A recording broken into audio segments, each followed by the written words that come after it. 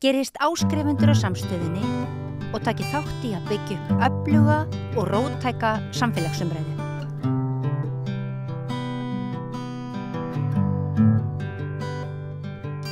Já, við ætlum næst að fjalla fund eða málþing eða ráðstefnu eða hvað maður á að kalla það eftir helgi.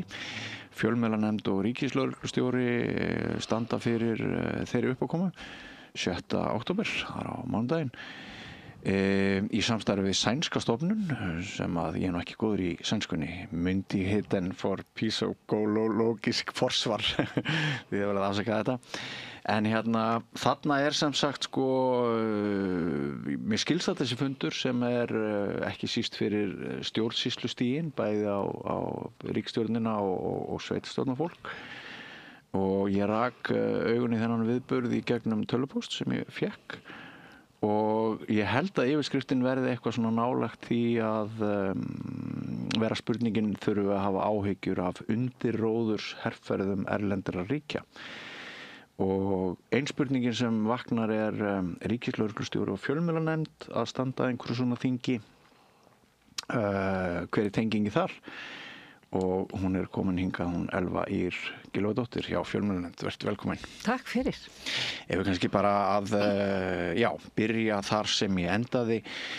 Það þetta þing framundan, þurfum við að hafa áhyggjur af undirróðurs herferðum erlendra ríkja. Hvers vegna kemur það fjölmiðlanefnd við? Já, það kannski vonað þú spyrir. Við höfum svona þetta lögbundna verkefni að sinna miðla- og upplýsingalæsi fyrir allan almenning. Já. Og það búið að vera í lögunum alveg bara frá 2011 og svo með nýjum innleiðingum að tilskipunum þá höfum við fengið enn frekari verkefni hvað þetta varðar. Og við erum líka komin með það sem heitir Safer Internet Center til okkar. Sem að heimil og skóli var með, þannig að við sinnum gríðarlega mikill fræðslu fyrir börn og ungmenni samfélagsmiðlanotkun, algoritma, gervigreind. Við erum svona að kenna börnum og ungmennum, foreldrum þeirra, kennurum. En þetta lögbundna hlutverk okkar raun og veru ennþá víðtækari því þetta snýr að allri þjóðinni. Þannig að þetta ekki bara ungmennin og við sjáum það að því eitt af því sem við gerum eru rannsóknir á þessum sviðum, bara hvað fólk að nota, hvaða fjölmiðla, hvaða samfélagsmiðla og svo framvegis. Og þarna sjáum við líka að það skortir mikla þekkingu og færni kannski hjá elsta aldurshópnum, þannig að það svona það sem við ætlum að fara næst í. Okay.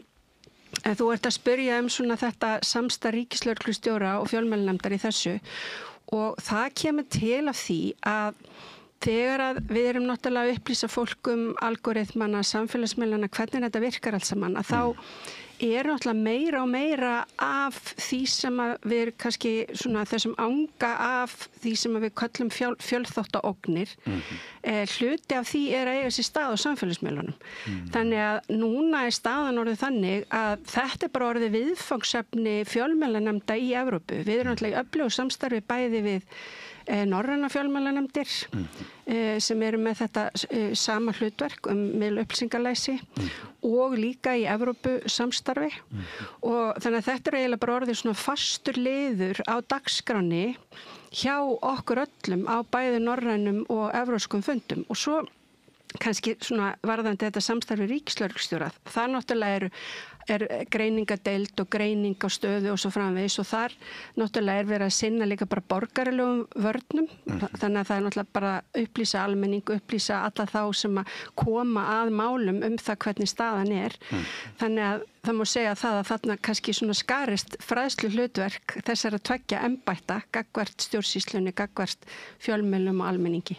Já, það eru einhverjir sem að hlusta á okkur núna og veit ekki alveg hvað við erum að tala þegar við erum að tala öruggara internet og við erum að tala algoritma og svoleiðis.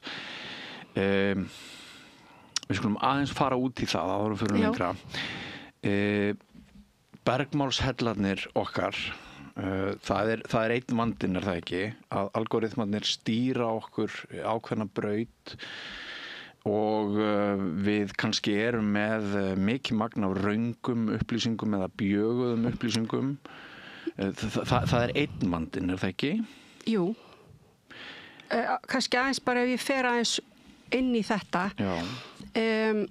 Það náttúrulega hefur verið mjög mikil umræða núna, sérstaklega eftir að Trump var forseti og við sáum alla forstjóra þessar stóru fyrirtækja mæta þarna þegar hann sver eyðinn.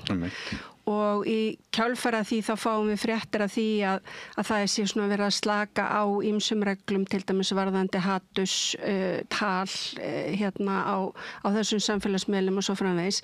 Og þá kannski hófst þessi svona umræða það hvort að það hefði verið mikil ritskoðun á þessum miðlum og það að nú ætti við að hætta með þessa ritskoðun. Það sem mjög mikilvægt að hafa í huga þegar við erum að tala þessa samfélagsmiðla það að það eru náttúrulega algoritmar þessara miðla sem að stýra því hvað við sjáum.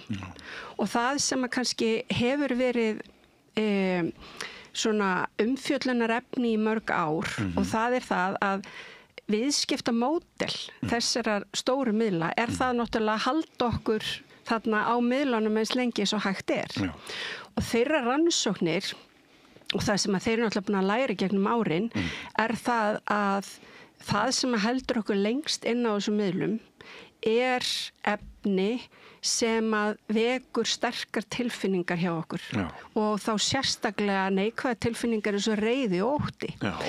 Óttin alveg í lykilhlutur. Þannig að það sem að gerist þá það að í hvert skipti sem að við erum að leita af einhverju á leitarvél þá náttúrulega læri leitavélinn og hún fer að klæðskera sauma upp á ákveðnu marki það sem við erum að leita að, þannig að sumt kannski fáum við sameiginlegt öll en annað það í raun og veru fer að verða klæðskera saumað að því sem við höfum leitað að áður. Og algoritmar samfélagsmiðlana, til dæmis eins og ef við erum að horfa á þessi svokalluðu reel á TikTok, eða Instagram, TikTok, Facebook og svo framvegis og í raun og veru bara það sem við sjáum á þessu samfélagsmiðlum, ef við stöldrum við á samfélagsmiðlunum og við sýnum það að við erum að horfa í gegnum kannski alveg heilt myndbrot að þá lærir algoritmi það að þetta það sem við höfum áhuga á. Þannig að ef algoritmi veit ekkert okkur þá förum við kannski að sjá bara svona einhver tískumyndbönd eða dýramyndbönd eða eitthvað slíkt og algoritmi fer strax að sýna okkur eitthvað myndbönd til þess að átt að sjá því þetta karllega kona á hvaða aldrei viðkomandi og eftir því sem við svona stöldrum lengra við að þá kynnist hann okkur betur. Og algoritmarnir eru það nákvæmir að þessi stóru samfélagsmiðlar eru búnir að flokka okkur notendurnar og við erum náttúrulega milljarðar hér í flokka og þeir eru sumir hverjir með alltaf 52.000 mismunandi flokka sem við erum öll í. Þannig að þetta eru orðnir gríðarlega miklar persónuupplýsingar sem verið að safna.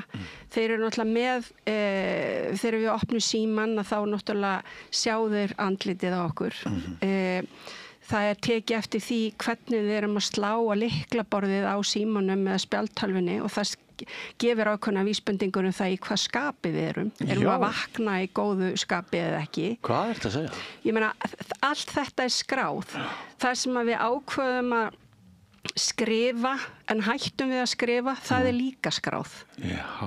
Þannig að allar þessar upplýsingar, þetta er náttúrulega gríðarlegt magna upplýsingum. Erum við að deila einhverjum, erum við kannski að spyrja einhverja sjúkdóma, erum við að spyrja andlega líðan inn í leitavélunum með eitthvað slíkt. Og allt þetta, er safnað saman og þannig er náttúrulega búin til eitthvað prófíll okkur.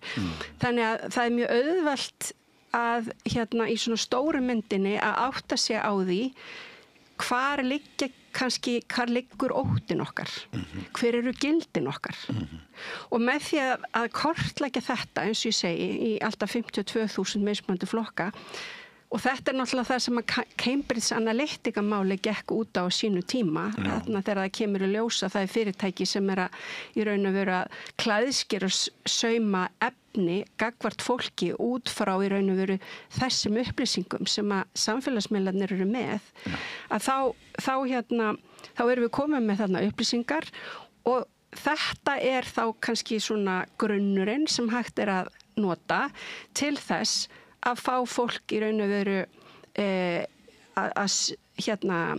þá veit maður líka hvar, eins og ég segi, sterku tilfinningarna liggja og það hvaða efni þá líklegt til þess að láta fólk eða fá fólk til þess að vera sem mest á miðlunum. Geta einræðisherrar fengið aðgang að þessum gögnum? Það hefur náttúrulega bara verið talað það og ég meina það náttúrulega kannski stóra álitamáli í dag. Ég meina við þekkjum svona það sem að gerðist í kommunismanum eins og DDR á sínum tíma með Stasi og svo framvegis, það sem að voru bara endalausir hillumetrar í stórum byggingum af upplýsingum fólk. Já. Þetta náttúrulega upplýsingarnar sem að liggja núna bara notendur þessara samfélagsmiðla og við verðum náttúrulega að gera okkur grein fyrir því að þegar við erum að gefa samfélagsmiðlunum allar þessar upplýsingar okkur að þá verður til þessi gagnabanki og þetta náttúrulega snerist persónuverndar löggjöfin í Evrópusambandinu á sínu tíma. Ég meina það bara hversu miklar persónuupplýsingar verið að geyma okkur. Þannig að það má segja það að það sem þannig að persónuvernd til dæmis að vinna að ákveðnum hluta þessu og síðan þá birtingamyndin, það það hvernig upplýsingarnir eru matreitar til þess að hafa áhrif á okkur. Það það sem við hjá fjölmiðlanefnd erum að upplýsa Þannig að þetta svona sitthvor hliðin á sama peningi. Já, en ef við förum frá austrinu til vesturs og þá dettur mér í hug að Ólafur Þ. Harðarson sagði hérna í vikunni að umræða staðreyndir hefði vikið í Bandaríkjunum fyrir umræðum gildi. Já. Values. Þú varst einmitt að nefna þessi gildi áðan. Þetta flækir náttúrulega öll mál ef staðreyndir skipta ekki lengur neinu máli og allt fyrir að miðast að okkar gildum. En ef við höldum okkur aðeins þá lengur við Bandaríkin, Trump hættulegur maður, það eru allir sammála það að ógnin hún bæði í austri og vestri. Líklegt að hann hafi ótakmarkað aðgengi að samsöfnuðum upplýsingum innanlands sem utan? Þessi kannski staða náttúrulega, hvað ég segja, það verður að gera greinamun á því hvað Rússar að gera og hvað Bandaríkjamenn að gera. Já, hver munurinn? Munurinn sá að í Bandaríkjunum náttúrulega allir þessi stóru samfélagsmiðlar, þar ákvarðanir teknar það hvaða rammi gildur þessa samfélagsmiðla. Síðan við í Evrópu búin að setja löggjöf bæði persónuvernd og það að upplýsingar okkur eigi að vera hvar þær eigi að vera geymdar og svo framvegis. Og líka kerfisbundna hatursorðræðu sem ekki heimilt hér samkvæmt nýju reglugerð Evrópusambandsins Digital Service sagt og vernd barna og svo framvegis. Því að inn í þetta kemur náttúrulega líka það að börn og ungmenni við sjáum það að þau eru kannski að rata inn í einhver mjög svona, hvað segja, hættuleg svæði það sem svona bara verið að hvetja til sjálfskaða hegðunar og svo framvegis. Þannig að það líka svona þessir dökku hliðar internetsins bara varðandi líðan, það hvernig börn geta kannski bara sjálfsmynd þeirra og svo framvegis. En það sem við erum kannski að tala hér náttúrulega svona þetta hvernig við myndum okkur skoðun og það sem við kannski sjáum sem svona verkefnið gagnvart samfélagsmiðlunum sem að flesti hverjir eru þá í Bandaríkjunum að TikTok undanskildu því að það hefur verið kínversku miðill þangað til bara núna þá náttúrulega er búið að vera gera breytingar á því í Bandaríkjunum og það náttúrulega vegna þess að kannski menn sjá það hvað þessi... Ekki Bandaríkjumenn núna TikTok? Já, sko, það var náttúrulega þannig að Bandaríkjaforseti var þarna með bráðabirgða niðurstöðum það að þeir ættu að selja TikTok þannig að það frestaðist þarna salan og svo núna búið að vera svona vendingar í gangi hvað þetta varðar og það náttúrulega bara vegna þess að algoritmar samfélagsmiðla og það sem sett út á þessa samfélagsmiðla hefur bara svo mikil áhrif og þetta náttúrulega bara það sem að niðurstöðuna sjáu eða benda til og þannig að á til dæmis TikTok, þeir sem voru mikið á TikTok að það við sáum það í rannsóknum að þeir varu miklu líklegri til dæmis til þess að vera jákvæðir gagnvart kínverskum stjórnvöldum og það og töldu ekki að kínversk stjórnvöld væri með eitthvað mannréttindabrót og svo framvegis. Þannig að sko þessi samfélagsmiðlar geta alveg haft mikil áhrif. Já. En það sem að ég ætlaði kannski að minnast á og spurningin var, það munurinn á Bandaríkjunum og Rússlandi. Já. En sko Rússar það sem þeir eru að gera það að þeir eru náttúrulega bara vísvitandi með undiróðus herferðir gagnvart vestrænum ríkjum sem hluti af þessum átökum sem í gangi. Þannig að það að vera að fljúga drónum eða ógnin við það að klippa á sæstrengi eða... Já, svona meira grímuleysi eða hvað? Já, sko, þeir eru náttúrulega bara með starfsemir beinleinis í gangi til þess að rugla umræðuna sem ekki það sama eins og verið að gera í Bandaríkjunum. Nei. Þú veist, það náttúrulega búið að kortleggja þetta. Þannig að sko, flesti samfélagsmiðlarnir eru í Bandaríkjunum og þar náttúrulega bara viðskiptamódelið það að halda mönnum þarna við efnið, að vera inn á miðlunum sjálfum. Og þetta viðskiptamódel gerir það að verkum að það sífellt alltaf verið að leita að það sem að sundrar okkur, ekki það sem að sameinar okkur. Já. Og við megum ekki gleyma því að það ekkit náttúrulögmál það hvernig algoritmar virka. Þú veist, það mætti alveg líka hugsa sér algoritma á samfélagsmiðli sem virkaði þannig að það var alltaf verið að reyna að finna það sem sameinar fólk. En það kannski heldur okkur ekki uppteknum á samfélagsmiðlunum að vera rífast eða þannig að samfélagsmiðlarnir, það sem við sjáum að gerast það að þeir eru alltaf að valda meiri skautun í samfélaginu. Þannig að við sjáum alltaf minna kannski af þessu efni sem hófstilt og í miðjunni.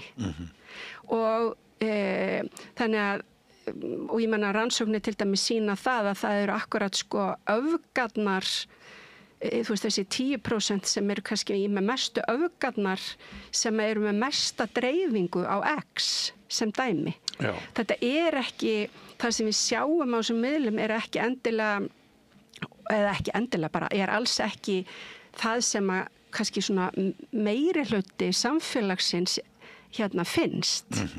En birtingarmyndin verður öfgarnar og öfgarnar geta verið hægri vinstri, Rússland, Bandaríkin, kall, kona, skilurðu, þetta bara svona fer eftir því hvar pólarnir liggja. Og það talið að hinum öfgafyllri fjölgi með því að öfgaefni ryður sér æstarkal braut. Já, og það náttúrulega vegna þess að algoritminn dregur okkur alltaf út á jaðarinn. Já, ein tæknispurning, þetta bara fótnóta, Facebook fjölmiðill? Það sko samkvæmt náttúrulega bara lögum Evrópusambandsríkjana Facebook ekki fjölmiðill. Af því að það ekki ritstýrt. Já, af því að það ekki, af því að þetta notendastýrt, þannig að notendurnir sjálfur eru með þetta. Þannig að þú ert sko fjölmiðla og samfélagsmiðla nefnd. Já, sko, en svo til eitthvað sem heitir mynddeiliveitur. Já. Sem líka hluti af fjölmiðla löggjöf Evrópusambandsins. Já. En þeir sem hafa eru að hafa eftirlit með mynddeiliveitum og það þá eins og TikTok og Instagram og slíkir miðlar. Það í raun og veru þá þær fjölmiðlanefndir þar sem að þessir miðlar eru skráðir. Já. Sem sagt innan Evrópusambandsins. Þannig að í okkar tilfelli hér í Evrópu þá eru allir þessir miðlar, TikTok, Instagram, Facebook og svo framvegis. Já. Þeir eru allir sem sagt með lögsögu sína innan Evrópusambandsins á Írlandi.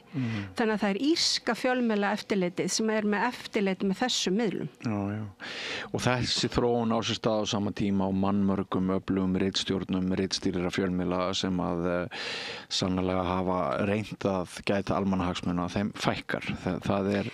Sko, ég myndi segja að það hefur aldrei í sögunni verið jafn mikilvægt að vera með sterka, öfluga fjölmiðla sem að hafa burði til þess að vera með staðreyndavöktun, skoða hvaðan efnið að koma og svo framvegis, vegna þess á sama tíma, og ég að lýsa þessu öllu saman, að þá kannski sér fólk það sem eru á samfélagsmiðlum og bara að leita á internetinu, að það er holskefla að efni sem búið til með gervigreind. Já. Og það er sífellt erfiðara fyrir okkur að sjá hvort að myndbrot eða mynd eða eitthvað texti sem við sjáum sé í raun og veru búin til af mannesku eða hvort að þetta sé búið til af gervigreind. Og þannig og við vitum það líka að í þessari holskeflu, og núna eru rannsóknir sem benda til þess að nú þegar á þessum tímapunkti séum 50% af öllum text á internetinu búin til að gervigreind. Já, var það? Og í lok árs 2026 að þá búist við því að 90% efni á internetinu verði búið til að gervigreind. Já.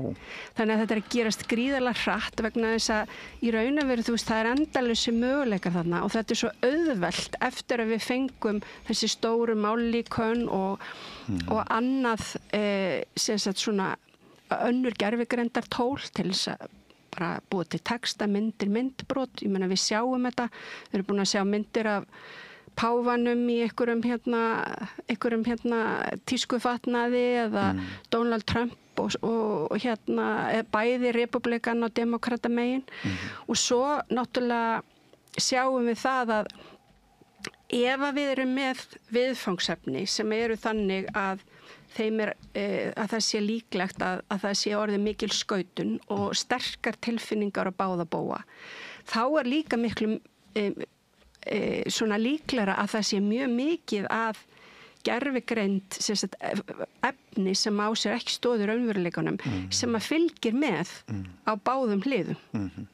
Og hinn veraldlega þversögn svo á sama tíma og þú segir aldrei hafi verið meiri þörf fyrir öfluga ritstjórnir, öfluga fjölmiðla, ritstýra fjölmiðla, þá hafa bjargir margra fjölmiðla aldrei verið veikari til þess að sinna hlutverki sínu. Og það vegna þess að yfir helmingurinn af öllum auglýsingatekjum á vefnum í dag fara til þessara stóru fjölmiðla. Já. Þannig að sko og það var eitthvað að reyna að skattleggja það það ekki núna með einhverjum frumvörpum hjá ríkisstjórninni, er ekki einhver hugmynd upp Jú, en sko þetta náttúrulega kannski svona aðeins flóknara mál því að við náttúrulega erum innan í Evrópusambandinu. Þannig að við erum innan ákveðins ramma þar sem að við erum að fylgja því sem EES-ríki. En ríkisstyrkir, þetta í rauninni sko fóður í staðreyndafóður í rökum þeirra sem að segja að vegna þessar rófis og vegna þessara þróunar þá þurfi ríki heimsins að styðja fjölmiðlun. Exakt. Já, ég menna á Norðurlöndunum búið að gefa í verulega. Ég menna það allt saman náttúrulega fjölmiðlar sem eru á einkamarkaði sem eru að fá þetta. Ég menna fjölmiðlar þar eru alveg í jafn slæmri stöðu eins og Íslandi þó að ríkismiðlarnir þeirra séu ekki á auglýsingamarkaði. Já, málsvæði okkar náttúrulega svo lítið. Já, en ég að segja sko, þú veist, þetta vandamál allstaðir kannski fyrst og fremst út á öllum stóru samfélagsmiðlunum sem eru að soga til sín og menn kannski sjá, og þetta á bæði við á landsvísu en líka svona héraðsfréttablöðin. Ég menna þetta orðið það náttúrulega gríðarlega mikilvægt að við séum með einhvers konar frétta umfjöllun ekki bara á landsvísu heldur líka í héraði og þetta gildir náttúrulega allstaðar. Þannig að það sem við sjáum það sem að lætur fyrst eftir allstaðar í kringum okkur eru eru landsbyggðarmiðlarnir og svo náttúrulega eru svona þessi stærri miðlar sem eru á landsvísu, þeir kannski bara svona fara alltaf að gefa meira og meira eftir og maður fer að sjá það í því að þeir hafi fyrst kannski eru ekki að burðu til þess að vera með svona öfluga rannsóknarblaðamennsku af því að hún náttúrulega kostar mest, þannig að það svona þynnist alltaf í umfjölluninni. Fjölmiðlar sem landvarnir. Já, og fjölmiðlar sem fjórða valdið. Og landvarnir, sennilega. Bara til þess, við þurfum að öfluga fjölmiðla náttúrulega bara til þess að viðhalda lýðræði. Já. Ef við víkjum aftur þá að upphafinu sem þetta þing á mánudaginn, þessi sænska stofnun. Myndi hérna för psykologist försvar. Þakka þér fyrir, þú fyrir betur með þetta en ég. Hvers vegna hún? Já, það sem sagt þannig að þetta er svona áhugavert því að þetta er svona gömul kaldastríðsstofnun sem var til á sínum tíma. Svo var hún lögð niður þarna eftir 90, eða upp úr því, þegar að menn svona sjá það að það er að breytast landslægið og múrinn fellur og svo framvegis og menn kannski svona sáu það að það veru aðrir og betri tímar í vændum. Þýddu aðeins fyrir mig nafn stofnunarinnar. Myndi hérna fyrir psykologist försvar. Já, þetta er í raun og veru stofnun sálfræðilegra varna. Sálfræðilegra varna. Já, og þetta í raun og veru það sem að þessi stofnun hefur að hlutverki og hún er raun og veru sett á laggirnar í janúar sama ár eins og Rússar ráðast inn í Úkraínu. Þannig að þeir svona héldu að þeir getu kannski bara byrjað svona rólega en það var nú bara alls ekki þannig. Þeir náttúrulega bara byrjuðu og svo bara fer allt á stað af því að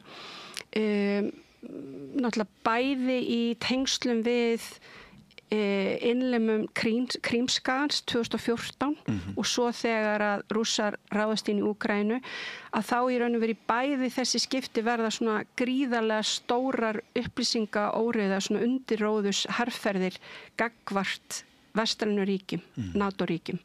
Þannig að þeir fara sér satt á stað í þetta og það er gríðarlega mikið af svona undirróðusherferðum sem er beint gegn Svíum og það var náttúrulega líka vegna þess að þá kemur þessi umræða í gang það hvort að Svíjar og þá Finnar ættu að fara inn í NATO.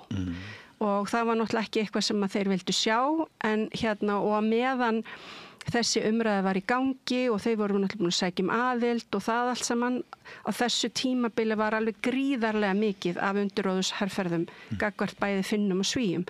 Þannig að þeir eru í raun og veru svona markmiði hjá þeim er í raun og veru bara að mennta stjórnsýsluna á bæði sveitarstjórnarstigi og hjá ríkinu, stofnunum, ráðuneytum og svo framvegis. Þeir eru líka í öflugu samstarfi við háskóla það að mennta blað- og fréttamenn í Svíþjóð það hvernig sérðu þegar eitthvað slíkt er í gangi vegna þess að það er náttúrulega líka mikilvægt að fjölmiðlarnir taki ekki eitthvað upp og magni eitthvað sem er að koma utanfrá þannig að það er náttúrulega líka styrkur bara fyrir samfélagið allt.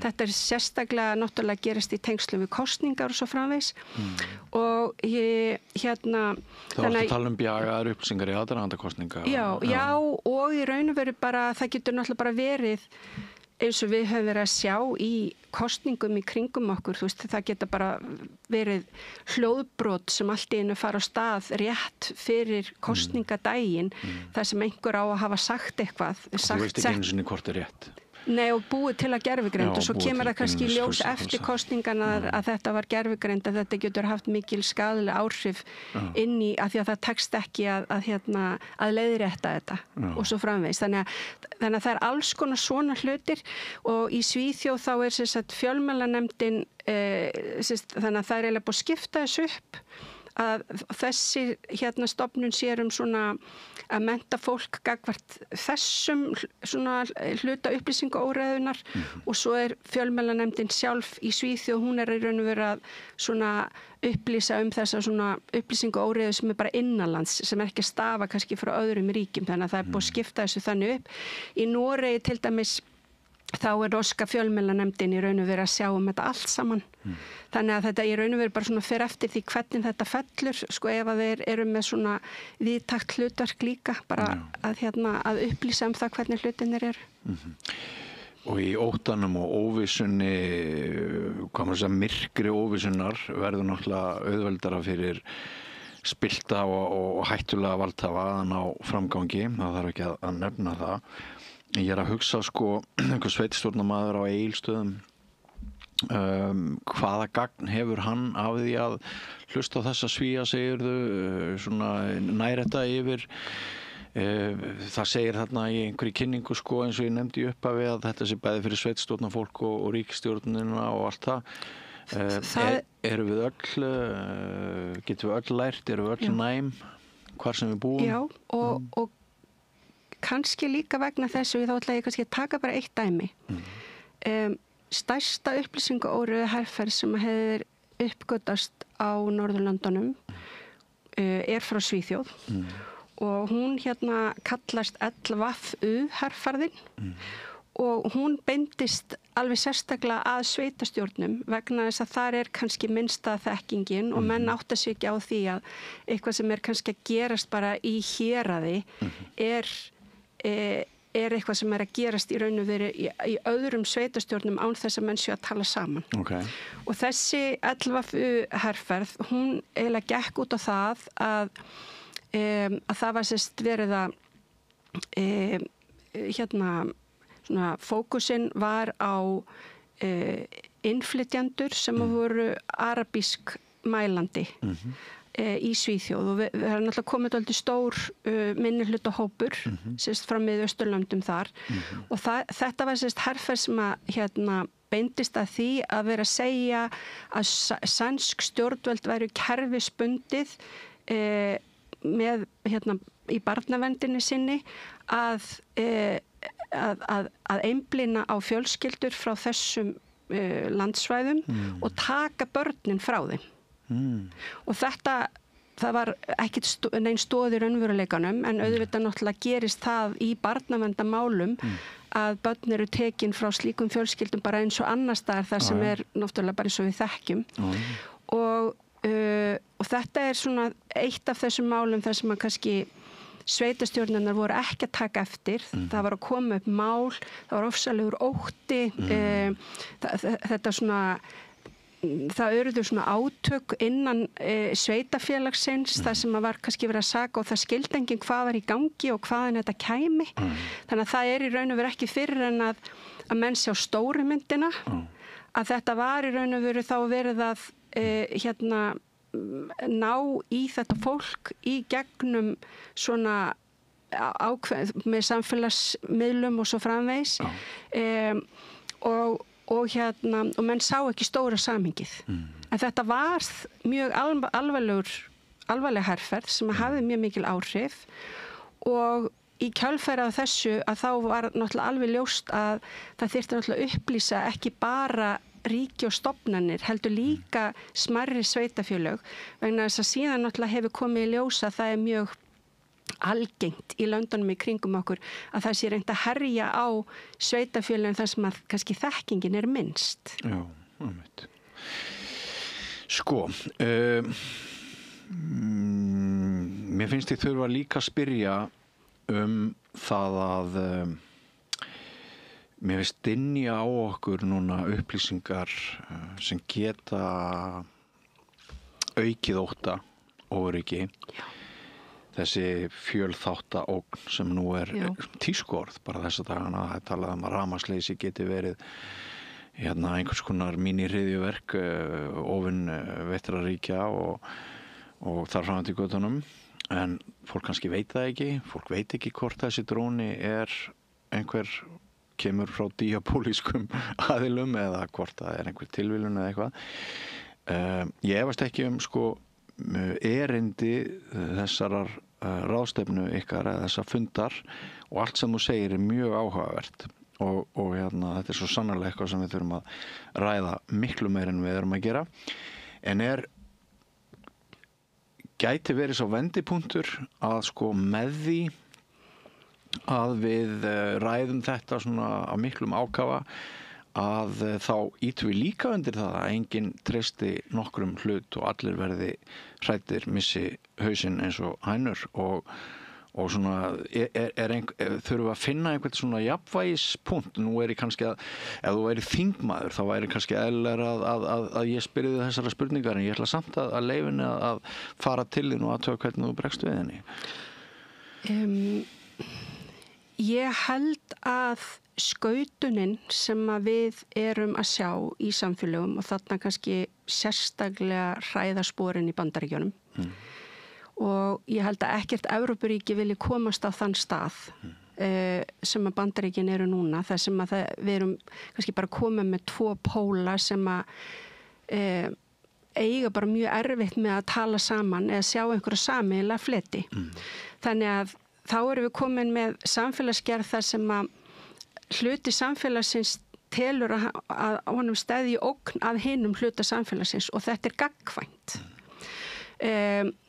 Og gervigreind þegar hún komin í þessum ofboðslega, þetta orðið svona stór hluti af því sem við sjáum og almenningur komin á þann stað að hann kannski veit ekki hvort hann geti treyst myndum sem hann sér, myndbrotum sem hann sér eitthvað sem á að hafa gerst út í heimi eða lesi texta eitthvað sem hann telur kannski að sé hluti af einhverjum trúverðum fréttamiðli eða eitthvað slíkt. Að þá óttinn nú þegar komin.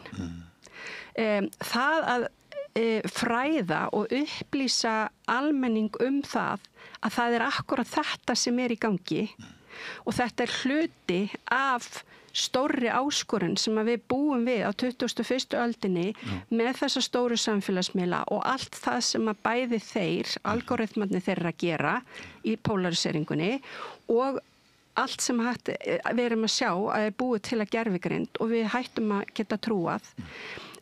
Það skapar óöryggi og óöryggi náttúrulega grundvöllur alls ótta. Þannig að ég held að þetta sé sko bara það að við eigum þetta samtal að fólk átti sig á því hvernig þetta að gerast, hverjir eru hagsmunundin í húfi og svo framvegis og þannig vil ég líka bara sko minna á það að við búum á Norðurlöndunum sem að sko það eitt mesta traust í heiminum í okkar heimshluta og það að missa traust, það mjög erfitt að byggja upp traust þegar við erum búin að missa það og þar sem að ríkir mikið traust bæði fólks manna á milli og líka kannski og líka til stofnana samfélagsins sem eiga náttúrulega að vera að þjóna almenningi það bara gríðarlega mikilvægt að við reynum að viðhalda þessu og þetta sem að við erum að sjá þessar áskorunir sem ég að nefna þær náttúrulega grafa undan trausti og það líka hægt að meta þetta bara til fjár. Ég held að Ísland sitji sumpart enn við önnur borð en nágrannaríkin eða samanburðaríkin vegna þess að við erum fá og við erum útúr. En það önnur saga, við skulum ekki fara út í þá sálma frekar, en hvaða lausnir verða borðnar á borð á þessum fundi á mánudaginn? Sko ég verður eiginlega að fá að tala þetta sem þú varst að segja núna, þannig að þetta blekkingin. Já, þér finnst það? Nei, það ekki þannig. Það bara við héldum að Ísland með okkar litla málsvæði að það myndi skýla okkur. En það eru kannski 1-2 ár síðan að það hætti að vera raunin. Og við sjáum það til dæmis í stóru máli sem var upplýst sem að tengist því til dæmis að eða sem að var upplýst sem að Rússar standa fram eða búin að vera hluta undirróðusherferð þeirra þar sem að þeir eru til dæmis kerfisbundið að þýða rússnesku upplýsingaóreiðu, setja það út á interneti með þeim hætti að stóru mállíkun gervigreindarinnar pikki þetta allt saman upp og þegar við erum að spyrja spurninga í þessum mállíkunum sem við erum að nota, að þá verið að auka líkurnar á því til framtíðar að þetta verði skekkt af þeirri heimsmynd sem að Rússar eru með. Þetta bara kerfisbundið verið að gera þetta. Og þeir eru líka að gera þetta á íslensku. Já, ég ætla samt að lefa mig bara að halda fram að vera ósammála þér. Já.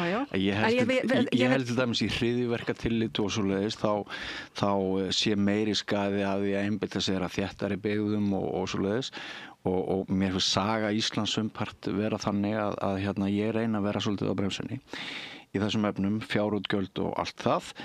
En það líka auðveldar að ná til fólks. Við erum með stóra hópa hérna á samfélagsmiðlum þar sem eru 10.000 og ég var einmitt á málþingi á Grænlandi af því að það náttúrulega þessi umræða mjög mikil bara í síðustu viku. Það að sumpart meiri áhyggjur sem við þurfum að hafa í fámennari samfélögum því það svo auðvelt að ná til okkar með bara mjög einföldum hætti í fámenninu með upplýsingaóreiðu. Já, og svo bara einhvern veginn að balansera þetta áhyggjustig. Já, nákvæmlega. En þetta samt eitthvað sem við þurfum að hafa í huga. Algjörlega. En lausnirnar. Heldur það komi fram einhver svona veganesti fyrir fólk þannig að nú ég get gert þetta og svoleiðis að fræðslan sem að við erum og það sem ég kannski hef fengið tækifæri til að tala í dag, bara það, hvernig virka samfélagsmiðlarnir. Þegar við sjáum eitthvað efni sem að vekur til dæmis mikinn reiði eða ótta hjá okkur. Hvers konar efni það? Er þetta að koma frá trúverðugum stað, einhverju sem við getum treyst? Og líka að hafa það í huga að það akkurat málefni sem að kveikir á okkur tilfinningalega sem að kannski það efni sem að málefni sem að auðvelt að ná til okkar með einmitt ótta eða reiði. Og þar eru við alveg sérstaklega bara sem einstaklingar mjög viðkvæm fyrir því að taka við upplýsingaóreiðunni. Það mjög sennilegt að það sé mjög margt rétt sem við erum að sjá.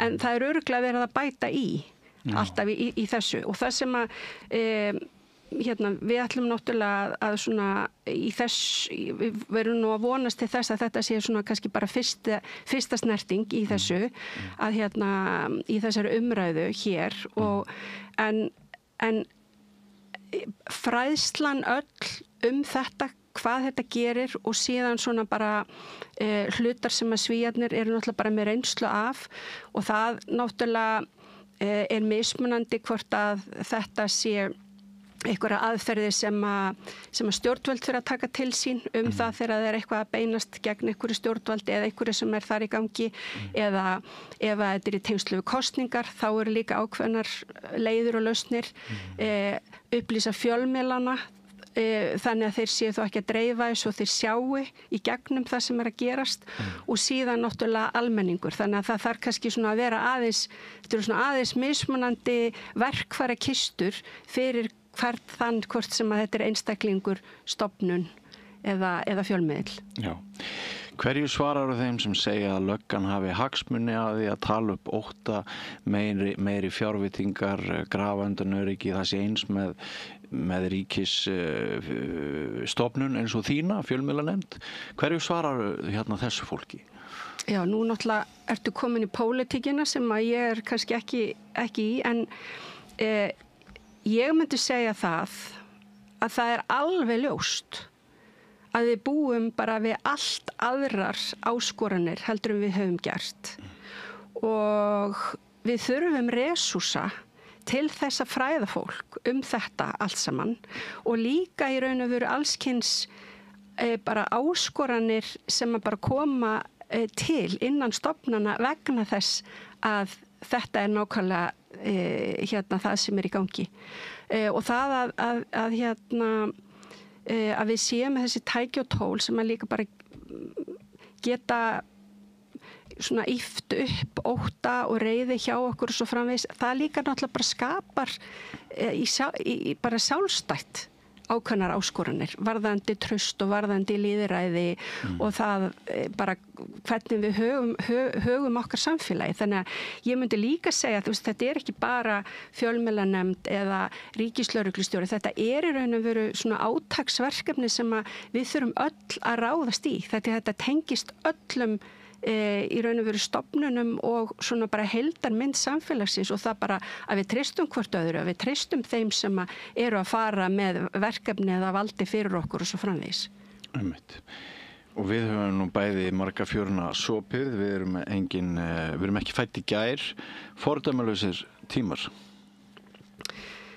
Já, þetta eru fordæmalausir tímar og kannski svo ég ætla nú ekki að vera með svona eitthvað bölsýnisspá en í rannsóknunum okkar þá sjáum við það að nú þegar alveg stór hluti almenning sem komin í það sem við kallum fréttaforðun. Þannig að fólk bara orðið þreytt á þessu öllu saman og það alveg skiljanlegt. Það kannski mikil átök í gangi og svo framvegis. En það mjög slæmt samt sem áður að hún sé núna bara í raun og veru þegar við erum bara rétt í uppsveiflunni og holskeflunni af öllum rangupplýsingunum sem við erum að fá til dæmis í gervigrindinni.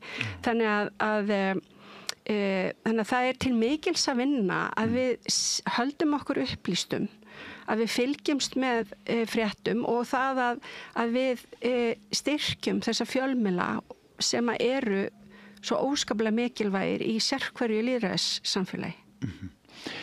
Kærar þakkir, við höfum það að loka orðin. Elva Ýr hjá fjölmiðlanefnd, takk fyrir komuna og gangi ykkur vel með þingið á mánudaginn. Hvar fyrir það fram? Já, það hérna á Grand Hotel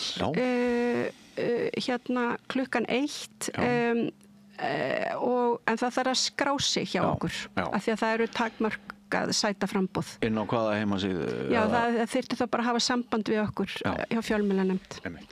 Ljómandi, kærar þakkir fyrir komuna. Takk. Og við höldum áfram hér við rauðaborðið eftir andartak, ekki frá langt. Öflugur og ódýr auglýsingamiðill 40.000 manns sjá eða heyra þætti samstöðvarinnar í hverri viku. Ef þú vilt auglýsa, sendu póst á samstöðin@samstöðin.is. Við lifum á tímum þegar þörfin fyrir opna og gagnrýna umræðu brýnni en nokkru sinni fyrr.